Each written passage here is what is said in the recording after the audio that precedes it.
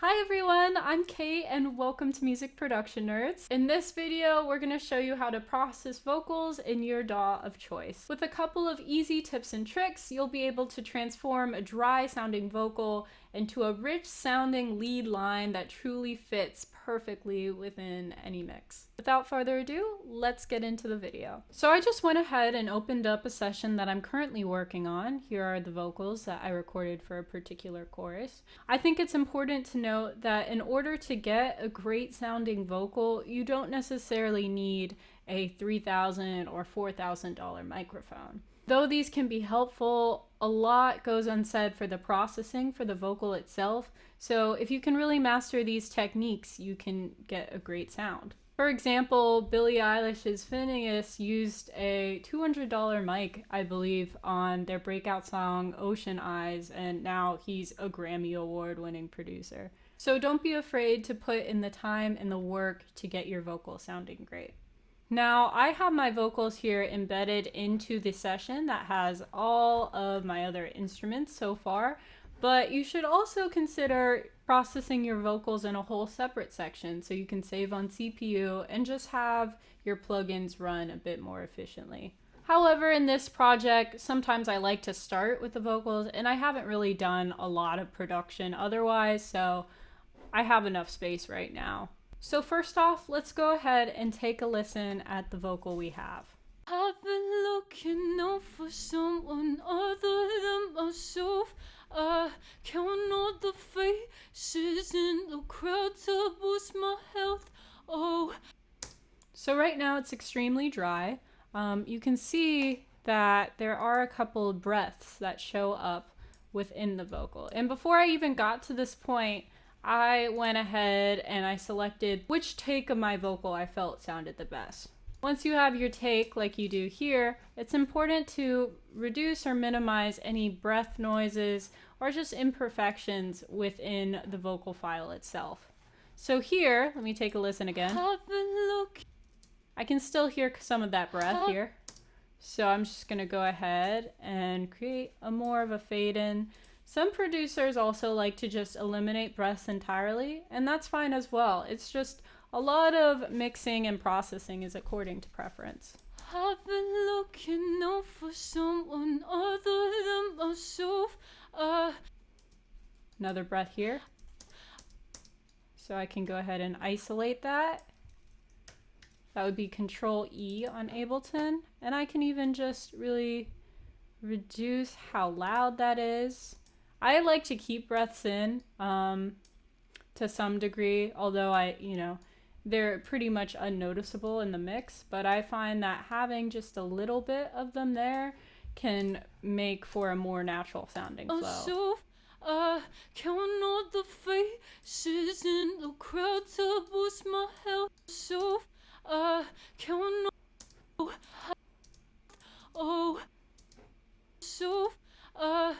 Alright, so once you've selected the vocal takes that you like and you're pretty happy with eliminating the imperfections that were in your vocal take, you can go ahead and start to think about compression.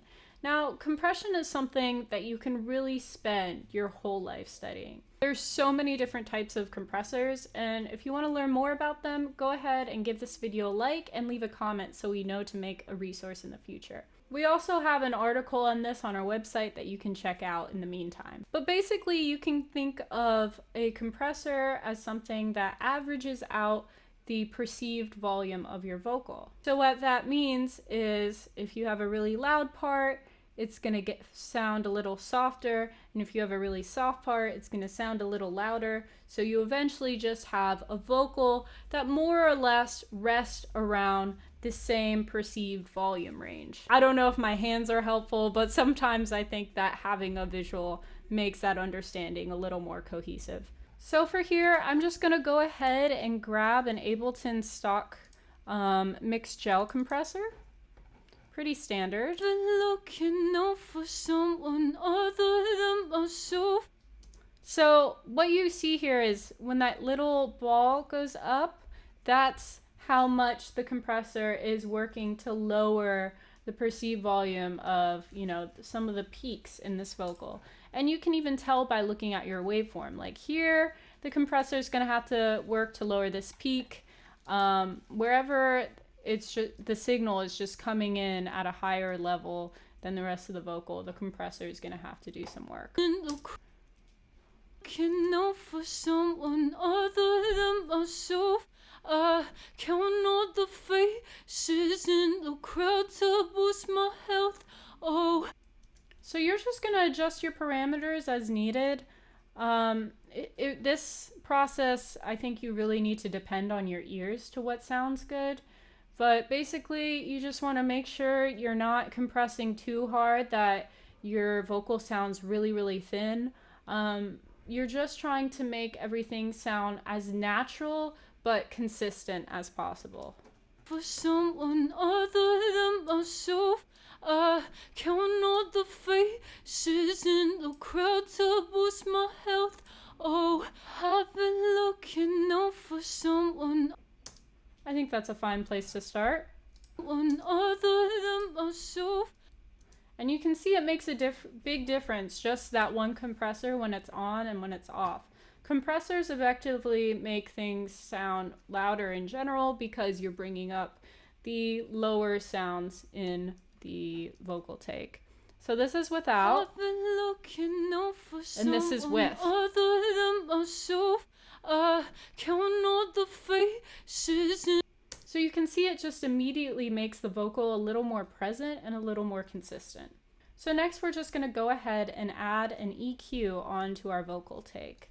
We'll do a more extensive video on EQ sweeping in the future, so make sure you're subscribed and have the notification bell on so you are ready to watch this video whenever it comes out. Alright, so with this EQ I'm going to do a couple of things. The first thing I want to do is take out any unnecessary low end that's in my vocal. So I'm going to go ahead and put on my low shelf filter. I just want to adjust my EQ until my lead vocal starts to sound a bit unnatural. Let me show you what I mean. Been looking out for someone other than myself. So I'm just taking out the low here.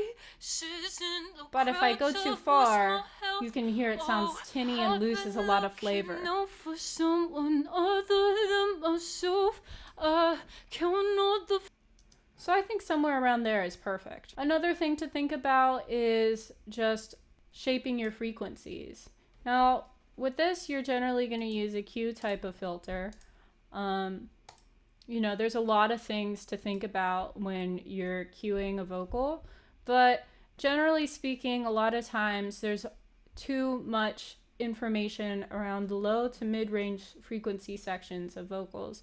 So generally, I like to find where that is and maybe just lower that frequency section just a little bit. So let's go ahead and do that. I've been looking out for someone other Looks like I have a myself. big concentration right here. In the crowd to boost my health. Oh, I've been looking out for someone other than myself. And that's just enough. Generally speaking, I don't like to make changes greater than 3 decibels at a time. There are exceptions. Ultimately, you want to pay attention to your ears rather than set in rules, but it's a good guideline to keep in mind. And then you can also add in a little extra high-end information just to give your vocals a bit more brilliance and a bit more sparkle. Someone other than myself, I count all the faces in the crowd to boost my health. Oh, I've been looking. All right, so let's see without the EQ. Been looking out for someone other than myself. And with the EQ. Count all the faces in the crowd to boost my health.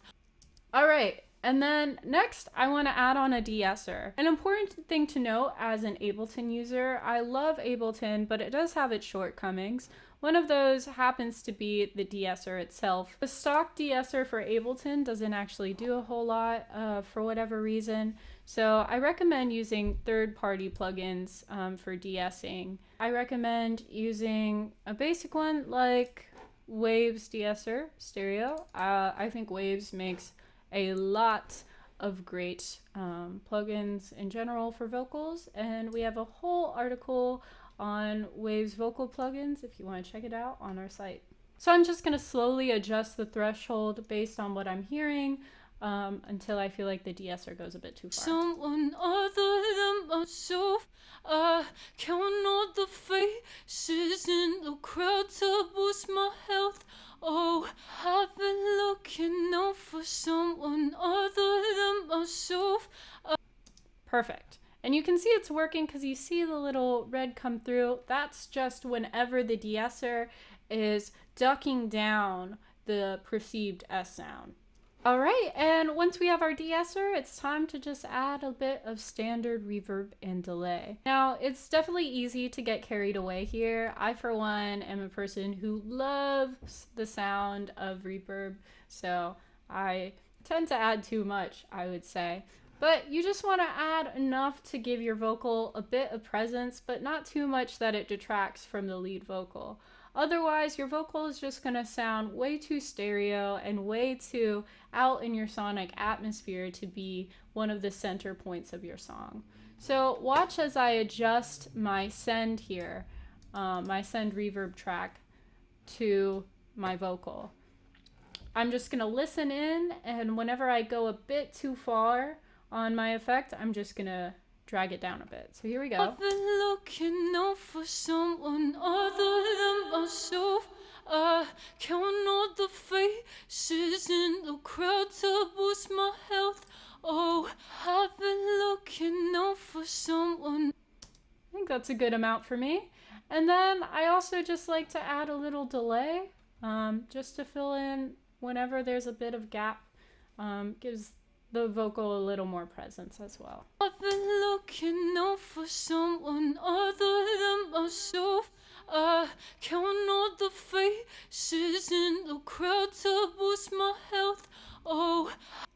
And as always, there are so many different types of reverb depending on what kind of sound you're looking for. If you want us to make a video on that in the future, go ahead and leave us a comment and give this video a like so we know to create it. But yes, there's a lot of variation in just the effects that you can add to your processed vocal. If you do end up adding a lot of effects that are outside of, you know, the general reverb or delay, it's also important to maybe add on another EQ after your processed effects to see how it's affected the frequencies of your vocal take as a whole. Sometimes effects can create unnecessary pockets of frequencies that we were trying to eliminate with the EQ in the first place.